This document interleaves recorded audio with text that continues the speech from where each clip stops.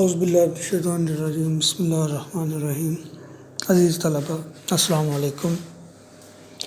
امید ہے آپ آن لائن کلاسز سے بہت اچھے طریقے سے مستفید ہو رہے ہوں گے۔ آج ہم حصہ نثر میں تیسرا سبق نواب محسن الملک پڑھ رہے ہیں۔ یہ آپ کی نصابی کتاب کے صفحہ نمبر 16 پر نواب محسن الملک، جس کے مصنف ڈاکٹر مولوی عبدالحق ہیں۔ بابا اردو مولوی عبدالحق 1870 کو ہاپوڑ ضلع میرٹھ میں پیدا ہوئے۔ سر سید کی صحبت میں رہے۔ 1895 میں حیدرآباد دکن کے ایک اسکول میں ملازمت اختیار کر لی۔ بعد میں اورنگ آباد کالج کے پرنسپل اور اسی عہدے سے ریٹائر ہوئے۔ انہوں نے اردو ادب کے لیے بے پناہ خدمات سر انجام دی۔ انجمن ترقی اردو کے جنرل سیکرٹری رہے۔ قیام پاکستان کے بعد کراچی میں اردو کالج کی بنیاد رکھی، جو بعد ازاں وفاقی اردو یونیورسٹی بن گیا۔ 1935 میں جامعہ عثمانیہ کے طالب علم محمد یوسف نے انہیں بابا اردو کا خطاب دیا، جو ان کے نام کا حصہ بن گیا۔ انہوں نے بہت ساری تصانیف یادگار چھوڑیں، جن میں مقدمات عبدالحق، تنقیدات عبدالحق، خطبات عبدالحق اور چند ہم اثر ان کے خاکوں کا مجموعہ ہے، جس میں سے یہ سبق نواب محسن الملک لیا گیا ہے۔ نواب محسن الملک کا اصل نام سید مہدی علی تھا۔ یہ 1837 کو اٹاوہ یوپی میں پیدا ہوئے۔ ایسٹ انڈیا کمپنی میں بطور کلرک بھرتی ہوئے، جو ترقی کرتے کرتے حیدرآباد دکن میں ڈائریکٹر جنرل آف ریونیو ہو گئے۔ سر سید کے بعد علی گڑھ کالج کے جنرل سیکرٹری منتخب ہوئے اور اپنی ہوش مندی، تدبر اور محنت سے کالج کو یونیورسٹی کے درجے تک پہنچایا۔ مسلم لیگ قائم ہوئی تو اس کے جنرل سیکرٹری بنے۔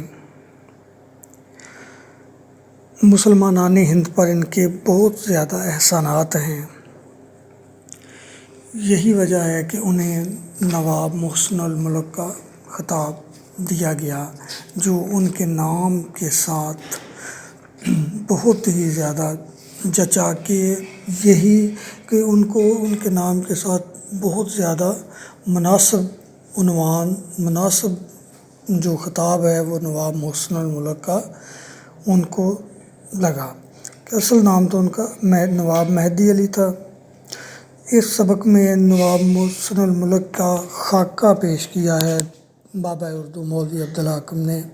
انہوں نے اپنی اس کتاب چند ہم اثر میں اپنے بہت سارے دوستوں کے خاکے لکھے ہیں۔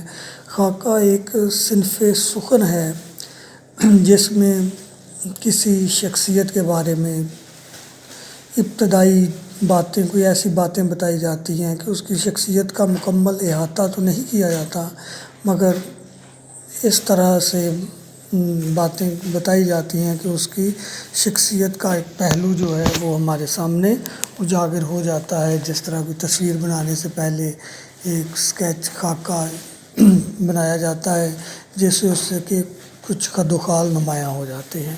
اسی طرح یہ نواب محسن الملک کا خاکہ مولوی عبدالحق نے لکھا ہے۔ اس میں انہوں نے نواب محسن الملک کی شخصیت کے حوالے سے مختلف باتیں کی ہیں۔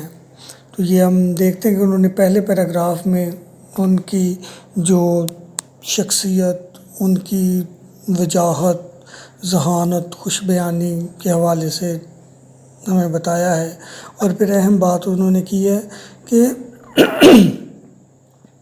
ان کا خطاب جو ہے محسن الملک کا، جو وہ ان کے لیے بہت ہی موزوں نکلا، اور انہوں نے ان کو پارس پتھر قرار دیا ہے۔ پارس پتھر ایسے پتھر کو کہتے ہیں کہ جس کے ساتھ کوئی بھی چیز چھو جائے، پتھر چھو جائے تو وہ سونے کا بن جاتا ہے۔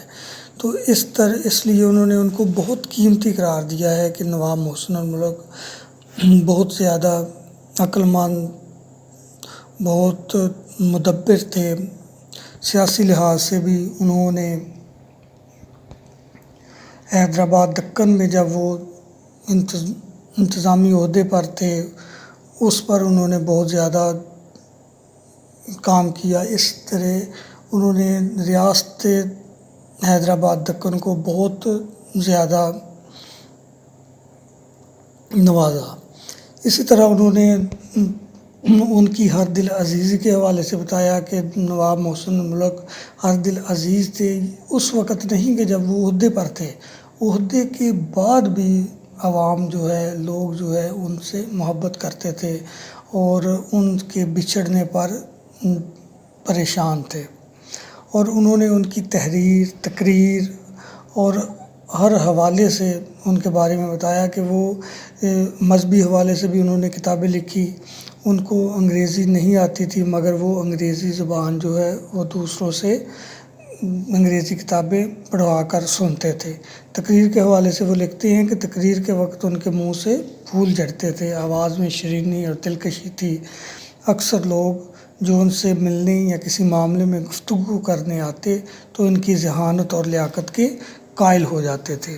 اور انہوں نے اس طرح ایک دو واقعات بھی بتائے کہ بدر الدین طیب جی جو سر سید کے مشن اور علی گڑھ کے مخالف تھے، تو ایک دفعہ نواب صاحب کہ دلی میں ان سے ملاقات ہو گئی تو نواب محسن الملک نے ان کے سامنے ایسی پردرد تقریر کی کہ دونوں آبدیدہ ہو گئے اور تھوڑی سی دیر میں ان کی دیرینہ مخالفت ہمدردی میں بدل گئی اور انہوں نے علی گڑھ کالج کے لیے ایک گراں قدر عطیہ دیا۔ بمبئی میں بھی آل انڈیا مسلم ایجوکیشنل کانفرنس میں وہ کے صدر بدر الدین طیب جی ہوئے۔ بڑے بڑے جلسوں میں جب